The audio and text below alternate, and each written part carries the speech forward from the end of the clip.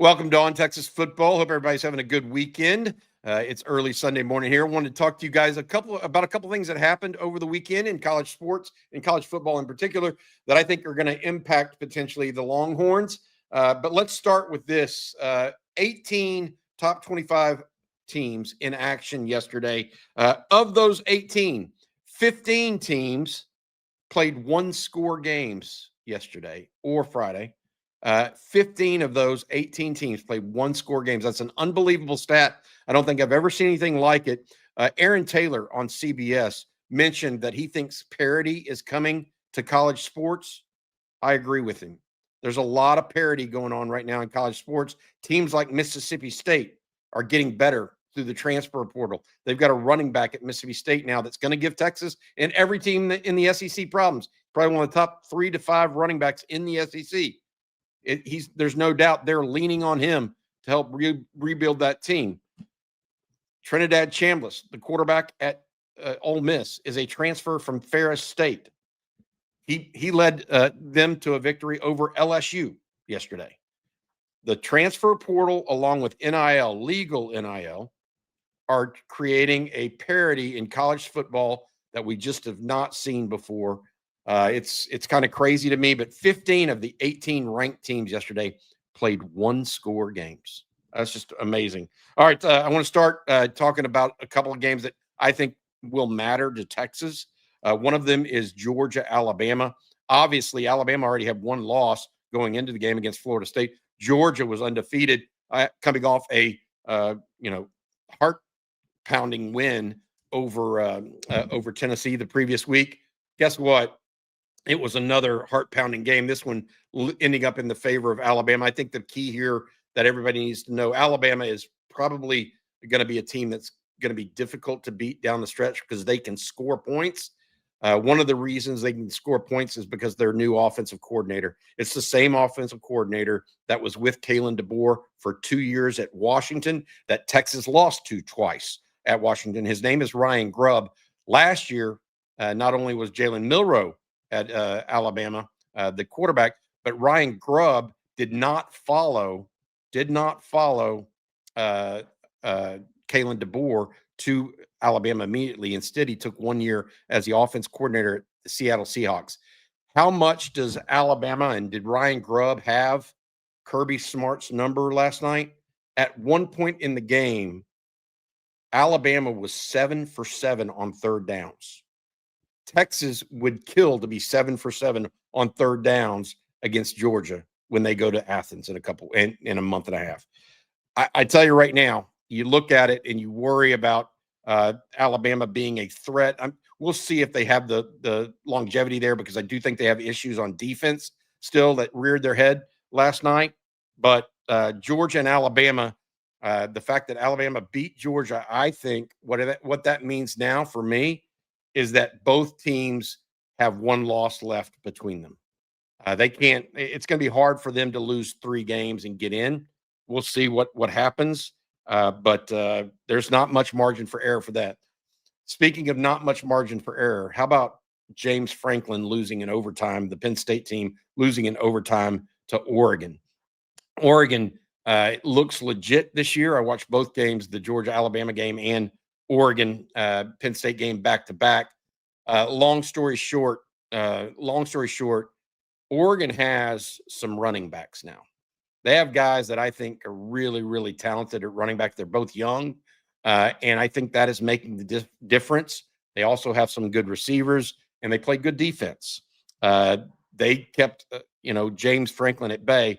The problem with James Franklin is really simple.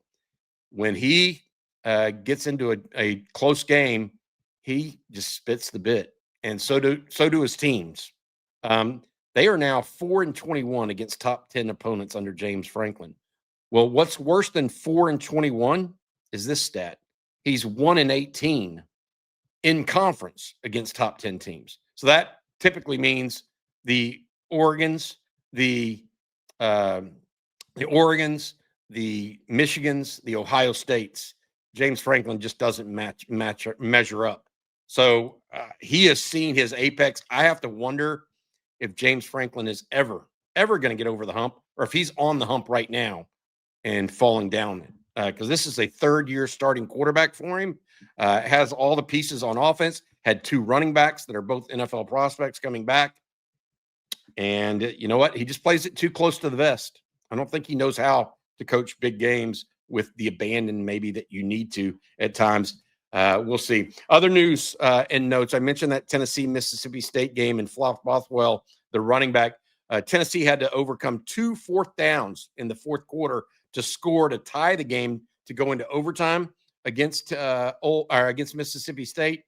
Mississippi State is a vastly improved team year over year because of their run game, in my opinion. Blake Shapen playing decent ball right now as well. They got some other receivers, but we'll see how that plays out. I do think that is going to play into Texas when they go to Mississippi State. That is not the game that I thought it was in the preseason. Not at all. So I think that we need to recognize that Mississippi State's a better team. I'm not saying they're going to beat Texas, but they're going to be a difficult team. Probably the most difficult game to watch in the SEC yesterday was Arkansas versus Notre Dame. Notre Dame absolutely throttled Arkansas. They were up 42-13 at half. Notre Dame even went so far as to call a fake punt on the first series of the third quarter, up 42-13. Now, Marcus Freeman, you're going to have to deal with that with other coaches, but I'm sure the fans loved it. But man, if you're a Walmart, a Tyson, Hunt Trucking, whatever, the folks at up in Fayetteville talk to, you have to think Sam Pittman's time at Arkansas is coming to a close. He has a $9.5 million buyout that is reduced to $6.5 million if he's less than a 500 win team. So he has to be even to get $9.5 million, or if he's below 500, he gets a $6.5 million buyout. Guess what? He may not make it to Austin. All he has to do is lose 3 more games in a row, and he is going to be below 500. And I think that's when the buyout comes. It is difficult to watch Arkansas try to play defense right now. They look like the Keystone Cops. Their offense is decent, pretty good. Got a run game. Boy, their defense looks like, I don't know. I don't even know. I don't know that I've ever seen Arkansas play defense that poorly in my lifetime. It's that bad. I mean, Notre Dame was running through holes large enough for me to run a potato sack through if I was jumping. That's how bad it was for Arkansas yesterday. Elsewhere, I just want to mention this. I think it's important. Florida State's loss to Virginia on Friday, and TCU's loss to Arizona State on Friday. 2 Friday losses could have some impact into how many teams the ACC and Big 12 get into the college football playoffs. And what I mean by that, it's the first loss for both TCU and and Florida State. But you have to think that more are on their way now. It looks like the Big 12 is going to come down to Texas Tech and Iowa State at this point. We'll see what happens there. It looks like the ACC is Miami's for the taking, although Georgia Tech remains undefeated. They held on in overtime to beat Wake Forest yesterday. All in all, it's a very interesting week of games and what all occurred. I would add one more piece to this. Clemson is in free fall. They did not play this weekend. They're 1-3. But Clemson got swamped by Syracuse, right? Last week. I don't know how many points they scored on Clemson. Syracuse only managed 3 points yesterday against Duke. Clemson and Dabo Swinney have some real issues right now, as do LSU on offense. I think LSU's got problems on offense that they may not be able to get themselves out of with this offensive line. They are better on defense, but all in all, interesting game, interesting day overall. And I do think that maybe some teams in the other Power 4 conferences may have played themselves out of contention to get into the college football playoffs. And when that happens, that means one more from the SEC is likely to get in.